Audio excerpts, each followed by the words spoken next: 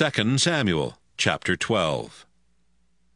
The Lord was angry at what David had done, and he sent Nathan the prophet to tell this story to David. A rich man and a poor man lived in the same town. The rich man owned a lot of sheep and cattle, but the poor man had only one little lamb that he had bought and raised. The lamb became a pet for him and his children. He even let it eat from his plate and drink from his cup and sleep on his lap. The lamb was like one of his own children. One day someone came to visit the rich man. But the rich man didn't want to kill any of his own sheep or cattle and serve it to the visitor. So he stole the poor man's little lamb and served it instead. David was furious with the rich man and said to Nathan, I swear by the living Lord that the man who did this deserves to die. And because he didn't have any pity on the poor man, he will have to pay 4 times what the lamb was worth. Then Nathan told David, You are that rich man. Now listen to what the Lord God of Israel says to you. I chose you to be the king of Israel. I kept you safe from Saul and even gave you his house and his wives. I let you rule Israel and Judah. And if that had not been enough, I would have given you much more. Why did you disobey me and do such a horrible thing? You murdered Uriah the Hittite by having the Ammonites kill him so you could take his wife. Because you wouldn't obey me and took Uriah's wife for yourself, your family will never live in peace. Someone from your own family will cause you a lot of trouble, and I will take your wives and give them to another man before your very eyes. He will go to bed with them while everyone looks on. What you did was in secret, but I will do this in the open for everyone in Israel to see. David said, I have disobeyed the Lord. Yes, you have, Nathan answered. You showed you didn't care what the Lord wanted.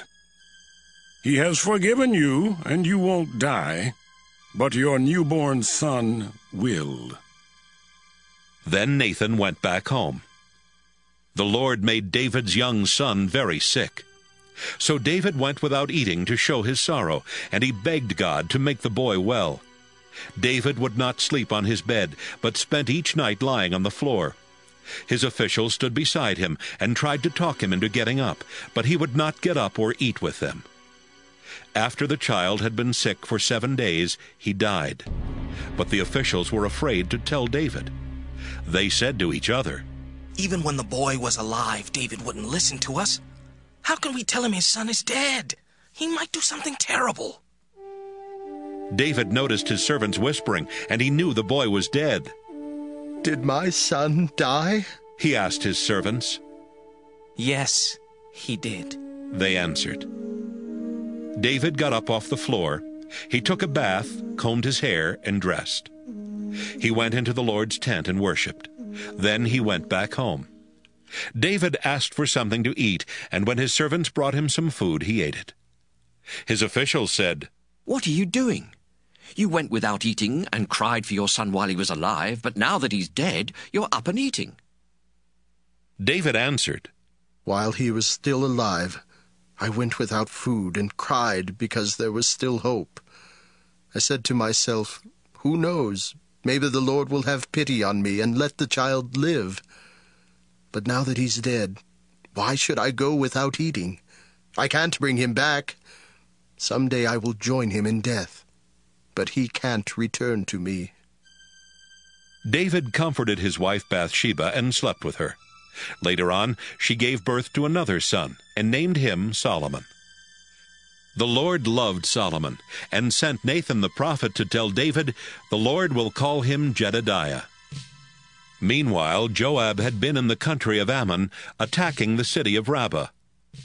He captured the royal fortress and sent a messenger to tell David, I have attacked Rabbah and captured the fortress guarding the city water supply. Call the rest of the army together, then surround the city and capture it yourself. If you don't, everyone will remember that I captured the city." David called the rest of the army together and attacked Rabbah. He captured the city and took the crown from the statue of their god Milcom. The crown was made of 75 pounds of gold, and there was a valuable jewel on it.